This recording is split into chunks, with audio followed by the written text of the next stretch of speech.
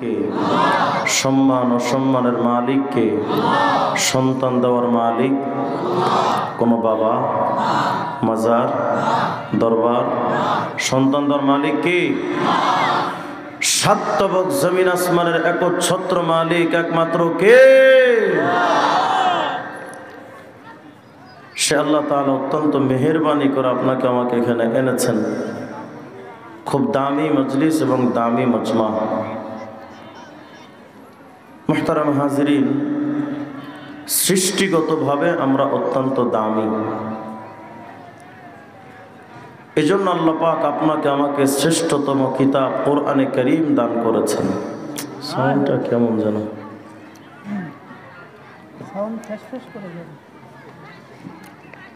সাউন্ডটা ক্লিয়ার করেন, বেসে হাত দেন, বেশ। আল্লাহ পাক আপনাকে আমাকে শ্রেষ্ঠতম ধর্ম ইসলাম দিয়েছেন। শ্রেষ্ঠ নবী হযরত মুহাম্মদুর রাসূলুল্লাহ সাল্লাল্লাহু আলাইহি ওয়াসাল্লাম হুজুর আকরামের মতো এমন একজন নবী আল্লাহ পাক আপনাকে আমাকে দিয়েছেন। তাহলে আমাদের কিতাবও সেরা, নবীও সেরা, ধর্মও সেরা। শুধু তাই নয়, আল্লাহ পাক আমাদের মতো অধমদের ব্যাপারে সিদ্ধান্ত দিয়েছেন, কুনতুম খায়রা উম্মাহ, উম্মত হিসেবেও তোমরাই সেরা। সুবহানাল্লাহ বলুন। তাহলে সর্বদিক থেকে আমরাই সেরা। কিন্তু শ্রেষ্ঠত্ব পাওয়ার জন্য যে আমল দরকার সেটা তো আপনার আমার মাঝে নেই। অথচ আগের যুগের উম্মতরা এমনও উম্মত এসেছিলেন যারা টানা 1000 বছর তাহাজ্জুদের নামাজ পড়েছেন, কোনোদিন মিস করেন। এমনও উম্মত ছিলেন আগের যুগে যারা টানা 1000 বছর রোজা রেখেছেন, কোনোদিন মিস করেনি। সেই উম্মতের তুলনায় আপনার আমার তো আমলই নেই। তারা আমল করেছেন 1000 বছর টানা, আর আপনি আমি যদি বেঁচেও থাকি 60 থেকে 70 বছর, এর মধ্যেও কিছু কিছু বুড়ো মানুষ পাওয়া যায় বেঁচে ছিল 60 বছর, কিন্তু 55 বছর শুধু আকিজ বিড়ি টানছে। ঠিক না? তাহলে আমাদের আমল নাই কিন্তু ফজিলত বেশি। আগের যুগের উম্মতের আমল বেশি, ফজিলত কম। কারণটা কি? এটা বোঝার জন্য ছোট্ট করে বুঝেন। এই দ্রুত কাজ করে যেতে হবে, সামনে আসা যাবে না, ঝটপট ঝটপট। যেই নেতা যত দামি, ওই নেতার একান্ত সচিব বা সফর সঙ্গী তত গুরুত্বপূর্ণ। ঠিক না? যেমন চেয়ারম্যানের পিএস এর গুরুত্ব একরকম, এমপি সাহেবের পিএস এর গুরুত্ব আরেক রকম, বর্তমান প্রধান উপদেষ্টা ডক্টর ইউনূসের পিএস এর গুরুত্ব আরেক রকম। বোঝাতে চাচ্ছি, পিএস এর দাম বাড়ে, গুরুত্ব বাড়ে নেতার উপরে ডিপেন্ড করে। নেতা যদি দামি হয় তো পিএসও দামি হয়। যদি এই হয় পৃথিবীর বাস্তবতা, তাহলে আমরা বুক ফুলিয়ে বলতে পারি যে আমরাই পৃথিবীর সবচেয়ে দামি, কারণ আমাদের নবী সমস্ত সৃষ্টির মধ্যে সবচেয়ে দামি। তাহলে আপনি আমি এই যে সম্মান পেলাম শুধুমাত্র হুজুর আকরামের কারণে। নবীর জন্য আপনার আমার এত দাম বাড়লো, বুঝি না। সাউন্ড একবার কমে একবার বাড়ে, কি হয় আপনি বুঝেন না কিছু? মনে এক লেভেলে রাখেন সাউন্ড।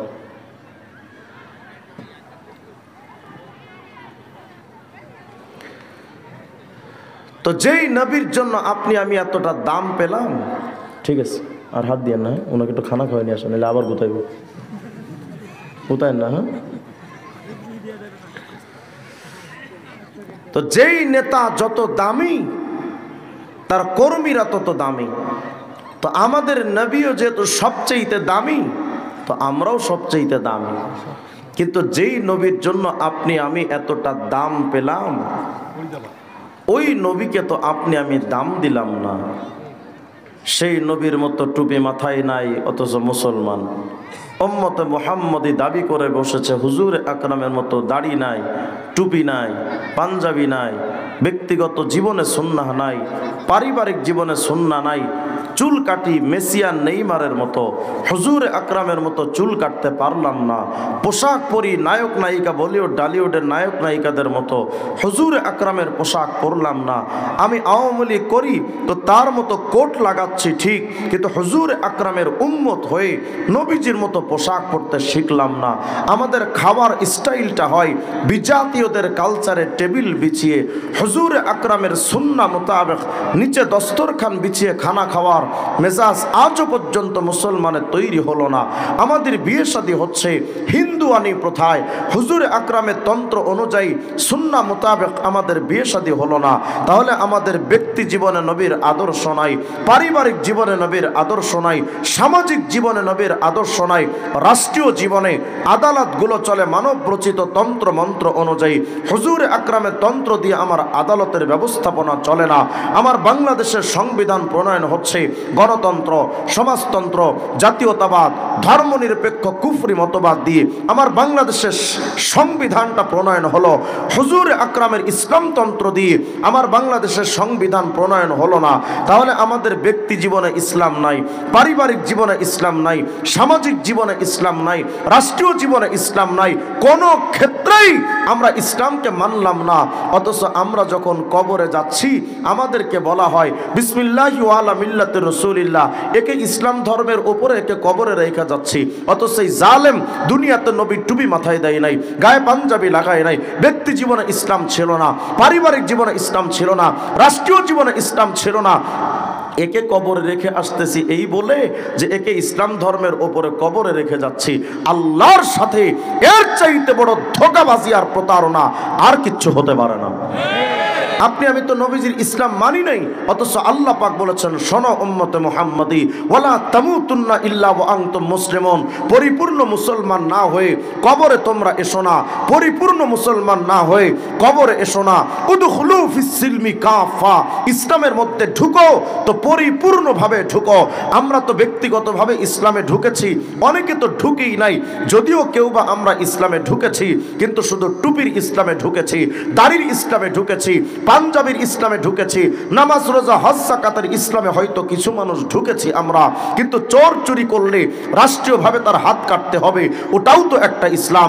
আজ পর্যন্ত রাষ্ট্রীয় ইসলাম এই বাঙালি 17 কোটি মুসলমান আজ পর্যন্ত মানতে পারলো না। ডাকাতি করলে ইসলাম অনুযায়ী তার শাস্তির ফায়সালা আছে, ওই ইসলাম তো আজও পর্যন্ত আপনি আমি মানতে পারলাম না। জেনাকার জেনা করলে রাষ্ট্রীয়ভাবে ইসলাম অনুযায়ী তার শাস্তির ফায়সালা আছে, ওই ইসলাম তো আজও পর্যন্ত আপনি আমি মানতে পারলাম না।